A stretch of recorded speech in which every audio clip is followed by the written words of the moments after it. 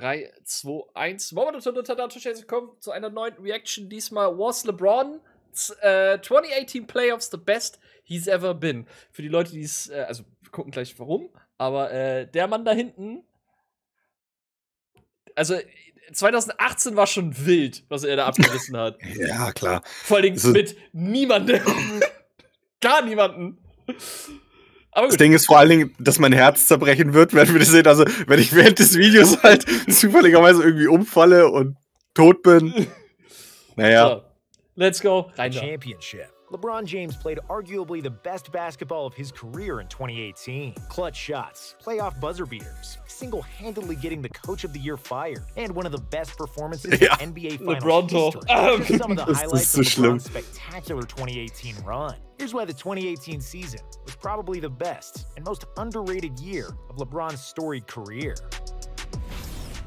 Das ist übrigens das Jahr, in dem ich Warriors-Fan geworden bin. Before we dive in and explain what was so special about LeBron's 2018 playoff run, we have to mention a few things from the regular season. Like all teams who managed to pull off consecutive finals appearances, LeBron's Cavaliers dropped off significantly during the 2018 regular season, during which they coasted and pretty much just waited for the playoffs to begin. The Cavs struggled all year to replace the high-scoring production of Kyrie Irving, who famously demanded to be traded after the 2017 finals. Der gut funktioniert, ne? Vor allem, wie jung der Junge da noch war, unfassbar. Oder jung aussah, sagen wir es mal so. Came to the Cavs with one healthy hip, and he and some other new pieces like DWYANE. Das finde ich immer noch schade, dass das mit DWYANE nicht funktioniert hat. Ich hätte ihn echt gewünscht. Das ja, also das sind so eine Buddies, also auch in Real Life oder außerhalb des Courts, das hätte ich auch gegönnt tatsächlich. Ja. Fit in. It all resulted in a colossal roster reconstruction at the trade deadline, during which the Cavs had sent 6 players out and received 4 players back in a desperate attempt to salvage their season. And despite all the turmoil, Kevin Love auch, ey, das war NBA defense, the Cavs had one constant they could always rely on. Of course, we're talking about King James, who was in his 15th NBA season and had played in all 82 regular season games for the first time. At the age of 33, LeBron also led the NBA in minutes per game, which speaks volumes about his preparation and dedication to his craft. LeBron finished the regular season eiserner Wille in einem eisernen Körper, der Mann. 8.6 rebounds and 9.1 assists, and was a runner-up 5 points, 8.6 rebounds, and 9.1 the regular season, which speaks volumes about his preparation and dedication to his craft. LeBron finished the regular season with 27.5 points, sogar 27.5 and 9.1 assists, and was a runner-up for the MVP award behind James Harden. However, what LeBron did in the regular season is largely James Harden auch, ne? Ich habe mein MVP gewonnen, was soll ich jetzt noch machen? Seitdem ist auch echt runtergegangen mit dem Boy, so gefühlt. Ne? Es ist ein konstanter, guter Spieler, aber so, Playoffs ist halt bei ihm eine Nullnummer. Ja. Overshadowed by what he had done in the 2018 playoffs. First round versus Indiana. From the very first game of the 2018 playoffs, it was clear that making it to the finals again would be an uphill battle for Cleveland. The Pacers were led by all-star Victor Oladipo, and they took Game 1 in Cleveland with a 98-80 final score. Make him dance, Lance! Double from LeBron. In Game 2, LeBron realized that he'd need to take much of the scoring burden by himself. He went on a personal 16-1 run in the first quarter and was the only man to score a field goal in the first 5 minutes of the game. James finished with 46 points on 71% shooting to pull away with a 100-97 victory and avoid an 0-2 series deficit. Propelled by Croatian sharpshooter Bojan Bogdanovic, the Pacers took Game 3 and were on the brink of winning Game 4, leading by 1 with 3 minutes remaining. But the James V12 engine proved to have just enough power to close out the game in the Cavaliers' favor. Game 5, same story. Verdammte Pacers, wenn sie das gewonnen hätten, ey.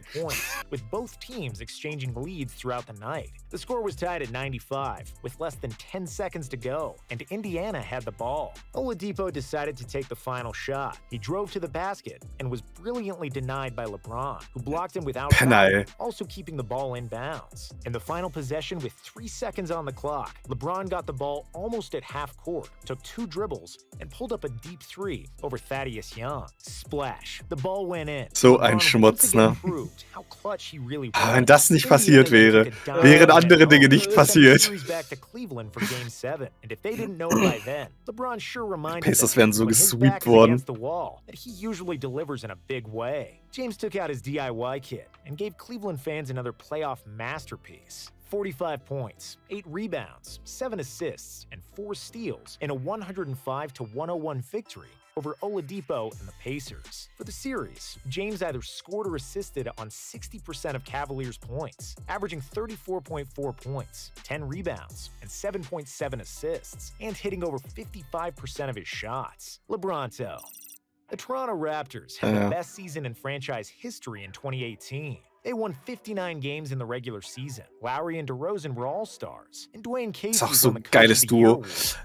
Das Ding ist denied durch einen Typen, ne? Get over the hump and beat LeBron James in the playoffs, especially after Indiana pushed the Cavs to the brink of a first-round loss. Das Bild. Wie Oladipo ihn LeBron ihn anguckt, so, machst du das jetzt wirklich? Really, bro? Oh, geil. The Raptors were a far better opponent for the vast majority of Game 1, but they managed to squander a double-digit lead in the fourth quarter. Toronto never trailed once for 48 minutes, but LeBron's clutch turnaround jumper in the last minute tied the score at 105 and sent the game to overtime. In the OT, the Raptors kept missing, and the Cavs were able to steal Game 1 on the road, powered by LeBron James's triple-double. Game 2 was close at the half, but then turned into a blowout. LeBron dominated once again in a 128-110 victory, finishing with 43 points and 14 assists. And even though they lost 2 games at home, the Raptors were a resilient bunch, and they weren't going down without a fight. In a close Game 3, it was the Raptors who were catching up to the Cavs the entire time. But due to an excellent play from Kyle Lowry, they got within distance, and then OG Anunoby tied the game with 8 seconds to go. The Cavs called a timeout, and everybody knew who was going to get the ball in the last possession. King James dribbled the ball the entire length of the court, made a move to the left, and then let fly an extremely tough and contested running floater. In Duncan-esque fashion, the ball went in off the glass, along with the buzzer. Game over. 3-0 Cavs lead, and another heroic game by James, who scored 38 points. Alles so eine close fucking calls. Und die Warriors in der Zeit gewonnen. Swept by LeBron and the Cavs for the second season in a row. After which der Blick war aber auch geil. Got fired, and DeMar DeRozan got traded to the Spurs. LeBron averaged 34, 8, and 11 for the series, and was an inspiration for many mean memes on the internet, while LeBronto became a new nickname for the biggest city in Canada. Conference Finals. Aber überleg mal, ne? Erst danach zu den Lakers gewechselt.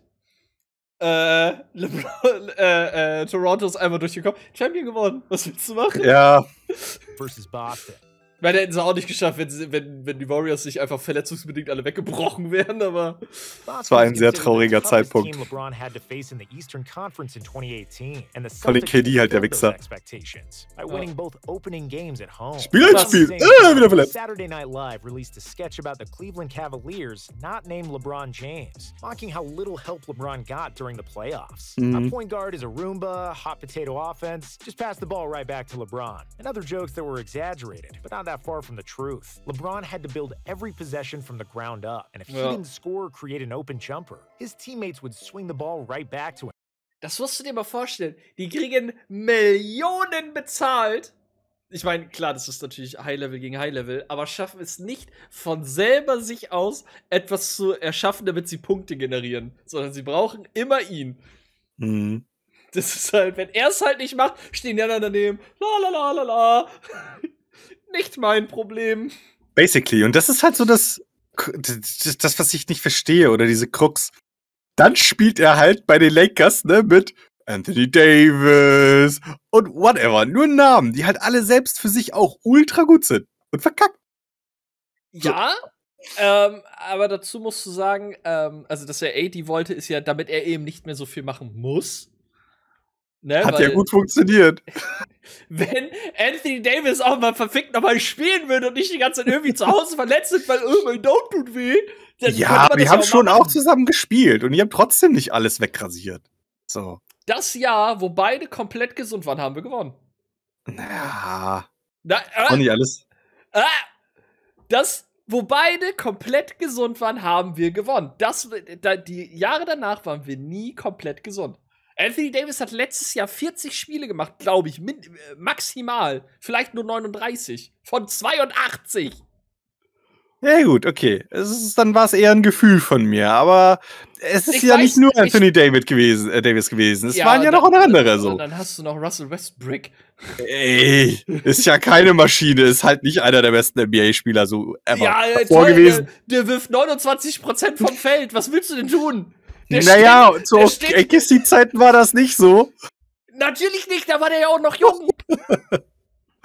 Naja. Russell ist ein super guter Spieler für ein Team, die nichts machen müssen. Die nicht in die Playoffs wollen, gar nicht, sondern die wollen tanken. Dafür ist Russ der perfekte Spieler. Der kann 140% jede Nacht geben, ist absolut sein Ding, aber bei sowas kommst du damit halt nicht weit. Ich hätte es mir auch anders gewünscht, bin ich ehrlich. Ich hätte es mir auch schöner vorgestellt, aber wenn du halt vom Korb 2 Meter wegstehst, rechts davon und wirfst gegen die Kante des Backboards, ja, dann tut mir leid. Keine coole Zeit gehabt, der Boy, ist ja schon richtig. Überhaupt nicht. Der wird so hoch, genau, Alter. Und dann das Beste ist, Coach Vogel, der ja dann gefeuert wurde, der hat auch gesagt, ja, hier, ne, gegen allen Sachen so, ja, nimm ihn raus, ne, in Crunch-Time und so. Er hat ihn drin gelassen. Coach Vogel wird gefallen. Was der Russ? Ja, der hat mir ja auch nie eine Chance gegeben. Nochmal richtig so gebacksteppt, Alter. So, ein bisschen was tust du da? Ein bisschen ein Dick-Move. Herrlich. Almost without exception. LeBron was always a pass-first guy, but he had to turn more into a Jordan rather than Magic in these playoffs. It wasn't because he wanted to score a lot. It was simply because of a necessity and a complete inability of the rest of the team to do anything. Such a high offensive burden left a toll on James's defensive output. And for the first time ever, we could see LeBron gasping for air for stretches of the game. However, the Cavs managed to tie the series back home, and LeBron was especially brilliant in Game 4. He went off for 46 An jedem points, Spiel brillant. 17 of 28 shooting from the field, and was absolutely unstoppable when the Cavs needed him to be, which was often. The Celtics took Game 5, and for the 4th time in his career, LeBron faced a 3-2 deficit against the Celtics. As you can probably imagine, he responded in a huge way. In Game 6, he led the Cavs to victory with 46 points, 11 rebounds, and 9 assists. In Game 7 in Boston, he silenced the crowd with a huge 35-15-9 performance, carrying the Cavs to another NBA Finals. In the series against Boston, LeBron averaged 33.6 points, 9 rebounds, and 8.4 assists, and was again responsible for over 50% of the Cavs' offensive output. NBA Finals versus Golden State. 4 years in a row. Halt dein Maul. Ganz kurz. Das erste Spiel, hätten wir das gewonnen. Also wir hätten nicht den Titel gewonnen, auf gar keinen Fall. Nicht mit der Truppe. Zu 140%, definitiv nicht. Aber hätten wir Game 1 geholt, hätten wir in 2 eine Chance gehabt und hätten wir einen Gentleman-Sweep gehabt und wären nicht 4-0 weggeputzt worden. Hab davor schon gesagt, halt dein Maul, weil Haken dran. Ja, dieses Team ist doch unfair. Ich meine, Boogie hat kaum gespielt. Das muss man dazu sagen. Boogie hat kaum gespielt. Der war auch sehr lange verletzt. Hat kaum gespielt. Ja. Aber es ist halt trotzdem Cheatcode, schon klar. Es ist halt against LeBron. Only this time, the balance of power was clearly against LeBron. Ja, da kannst du nichts machen. Steph was flanked by 3 other All-Stars in KD. Kannst sagen, was du willst. Auch die Bulls hätten da ihre Schwierigkeiten gehabt zu Primetime. Es wäre closer gewesen, es wäre definitiv Spiel 7 geworden, aber überleg mal, in den 90ern war die 3-Punkte-Linie, glaube ich, sogar noch ein paar Meter näher dran. Das heißt, Steph und Clay werfen da Layups. Scheißegal. Das ist ja gar nichts. Games against the Celtics, King James still had plenty of bullets left in the chamber. In Game 1 of the Finals, he played arguably the best offensive game of his career. Ja, also, hat getan, was konnte. Und dann kam J.R. Smith. I was looking for Kyrie.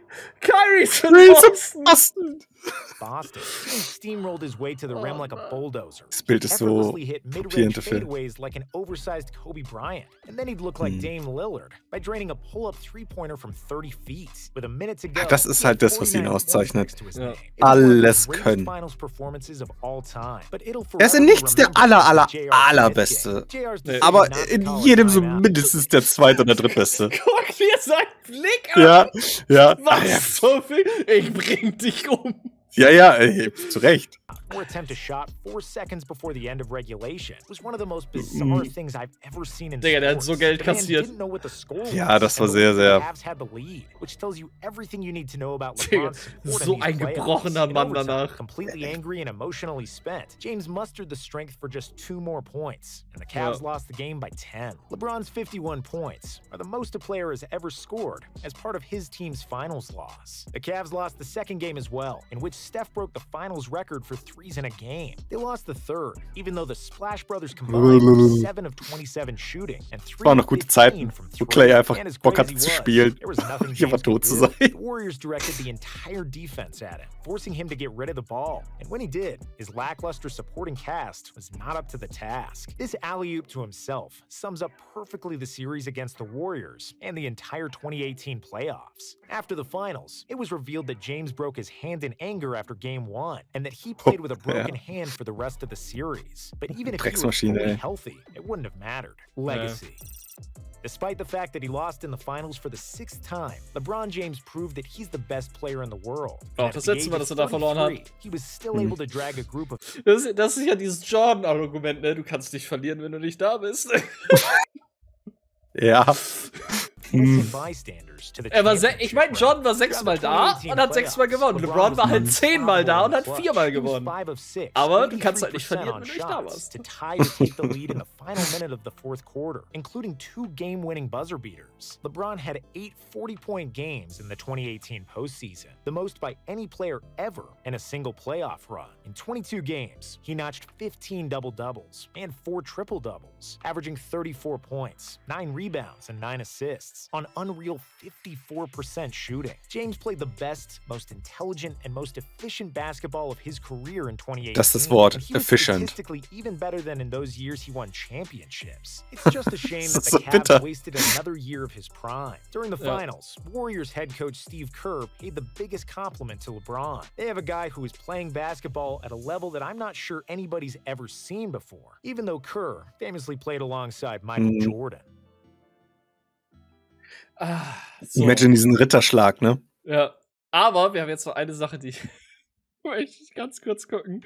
Wo wir gerade bei Steve Kerr waren. Ja. Guter Spieler, phänomenaler Trainer. Steve Kerr hat ja damals den Wurf gemacht für 97, um zu gewinnen. Da hat er eine kleine Geschichte zu. Der Junge hat Ex. So, warte.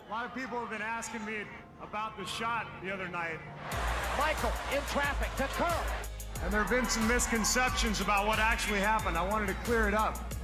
When we called timeout with 25 seconds to go, we went into the huddle. He comes off, I'll be ready. Michael sitzt da, ne? Becher verdeckt seinen Mund, damit niemand seine Lippen lesen kann. Und er sitzt so, wenn er rüberkommt, ich mach ihn rein. Steve, geilster Typ. Wir brauchen keine Diskretion. Wir brauchen Balls. Und ich hab Balls. Oh, schön, weiter. Phil told Michael, he said, Michael, I want you to take the last shot. And Michael said, you know, Phil, I don't feel real comfortable in these situations. So maybe we ought to go in another direction. Why don't we go to Steve? So I thought to myself, well, I guess I got to bail Michael out again. Here's Jordan. Man kennt. Did not have the shot. Ja, war halt auch total frei. Also. The shot went in, and that's my story, and I'm sticking to it. So, guter aber wir haben noch eine kleine Sache von Steve Kerr. Absolut guter Mann. Ich liebe diesen Clip von ihm. Bruce Lee would be proud.